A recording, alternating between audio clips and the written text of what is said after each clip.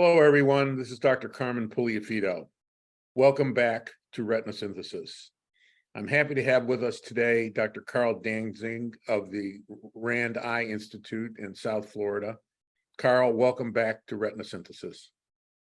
Thanks for having me back, Carmen. It's a real honor to be here.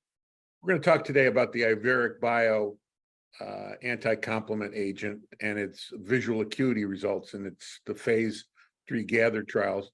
Can you refresh our memory about the biology of this drug? Right. So avacincaptad-pegol is a pegylated RNA aptamer.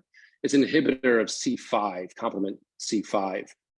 So what we're looking at here is by inhibiting C5, we're slowing inflammation and progression of GA. And that's what we looked at in the GATHER1 and GATHER2 program.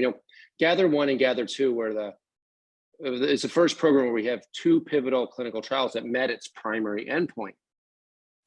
And what we saw in the GATHER1 trial was a reduction of GA growth by just over 27%, and the GATHER2 just over 14%. Both were statistically significant.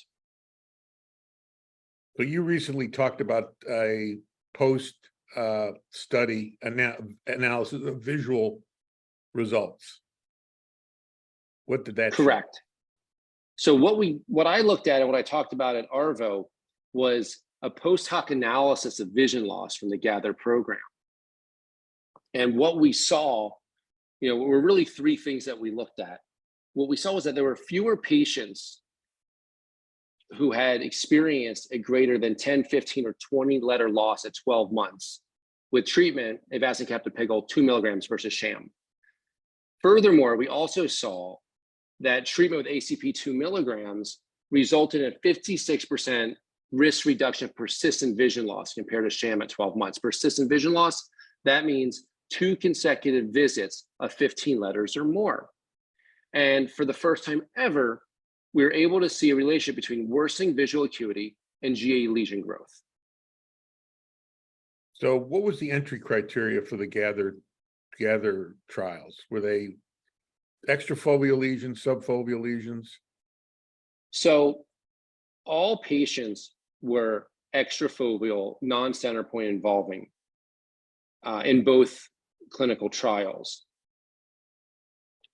So if there's a subfoveal component, the patient was not allowed in the trial. So what was the relative chance of having a 3-line vision loss, persistent vision loss? It was reduced by 56%? Right. So what we saw, so we picked 15 letters, 3 lines, because that was kind of standard, in other ophthalmology trials for vision loss. And then we wanted to see, well, was this vision loss acute or transient, or was it really persistent? So we wanted to make it 2 consecutive visits. Could it have been 3? Could have been 4? Yes, but over 12 months, we felt that 2 consecutive visits was reasonable. And what we also did in determining this, we went back and we had a mass analysis of the images to ensure that the findings were robust and accurate. So what we saw was that patients who were in the trials had a 56% risk reduction of having this persistent vision loss. Now, who could be in the trial? Well, everyone, or who could be in this study? Everyone in the trial was eligible to be in the study. No one was censored out of it. So every single patient was eligible for vision loss by necessity of their advanced dry AMD with geographic atrophy, state. And treatment, monthly treatment with ACP 2 milligrams, showed a 56% risk reduction. But what we also showed was that if you moved it to 10 letters or 20 letters, that relationship was persistent or was consistent for risk reduction of persistent vision loss. So it wasn't just 15 letters. It was also, if we looked at 10 and also 20. So this is powerful data that drives. I agree. Drives the value of anti-complement therapy. I think it's really important because, when we look back at early trials for wet AMD, we were looking at those 3-line losers. It wasn't until we had, anti-VEGF that we could start talking about visual gains. But before that, the paradigm and the conversation was, what can we do to preserve your vision longer and reduce, vision loss? And at this juncture, in the early stages of treatment for dry AMD, I think that's how we have to think about the disease. But this is powerful and this is exciting that we have a talking point for patients, because, before there was very little hope for these patients. It was a conversation of, well, we can use our vitamins. We can hopefully prevent, neovascularization by taking these vitamins twice a day, AREDS too. So do you think that ACP2 will be approved for extrafoveal lesions as opposed to both extrafoveal and subfoveal lesions? It's really speculative now what the FDA is going to say. I mean, I don't know how the label is going to read.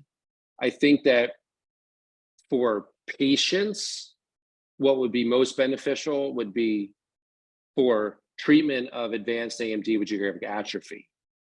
Limiting it to extrafoveal, I'll leave that up to the FDA, and I have no knowledge of their thought process at this juncture. If it gets approved and what the label would be if so. How does this agent compare to Apellis, the Apellis pegcetacoplan drug? So pegcetacoplan is the first approved medication and therapy for advanced AMD with geographic atrophy. So this, medicine, avacincaptad pegol, could potentially be another medication on the market that could treat this also. This drug, this program met primary endpoints in both clinical trials and showed at 12 months no incidence of ischemic optic neuropathy or vasculitis, and has been deemed safe thus far. Obviously, further investigations ongoing and further analysis will be done for year 2. But at this juncture, all investigators have been pretty excited about the prospect of another drug coming to market, hopefully, and hopefully helping more and more patients. Any other findings from the visual results study that you want to bring to our attention? Yeah, there's actually one thing that the very end part of my talk is actually my favorite part of the presentation. And it talked about the relationship of lesion growth and vision loss. And what we saw was that patients who were in the sham arm that did not experience vision loss, they had about a 2.5 millimeter squared lesion growth from baseline to month 12. Whereas the treatment arm had about 0.4 millimeters squared less, 2.1. However, when you start looking at patients that had vision loss, that 10, 15, or 20 letter loss, that patients in the sham arm who had vision loss had greater GA growth. And the same was true in the avacincaptad pegol 2 milligram arm, but it was much less. And what we saw was, whether or not you had vision loss, treatment with ACP 2 milligrams reduced GA lesion growth. And that's exciting for us because we see, first time a link, a correlation between vision loss and GA growth. And again, this is exciting because this is a good talking point also for patients.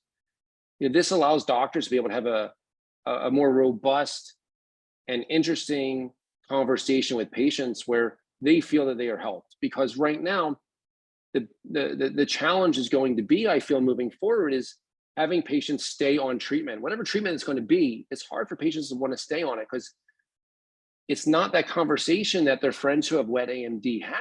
Oh, doc, am I doing better? My vision got better. Like, is there still fluid? Here it's, well, how is my geographic atrophy, doc? And it's, well, it's still there. It's outside your fovea, or it hasn't grown much, and your vision's still the same. But we know that as the lesion grows, our patients are having more and more, functional difficulties. And when we talk to them, they're having trouble with maybe facial recognition or, dim lighting and reading menus or even driving. So this allows us to be able to have more of a conversation with patients to show that they can hopefully retain enough vision to have, the ability to continue their activities that they need to live and enjoy to participate in. Now, it is important. Is this drug going to be administered monthly, every other month, or will there be a choice? So we will see. In the trials, it was monthly. So if my guess is going to be that it's going to, if it's going to be approved, it'll probably be approved monthly. Now we'll see what the flexibility of the label shows. It's hard to say at this point, but we're hoping for an answer soon from the FDA, one way or another, and we'll see in the real world how it will be administered. But the label, I suspect maybe would be monthly, but we'll see. It's a powerful argument for the value of treatment.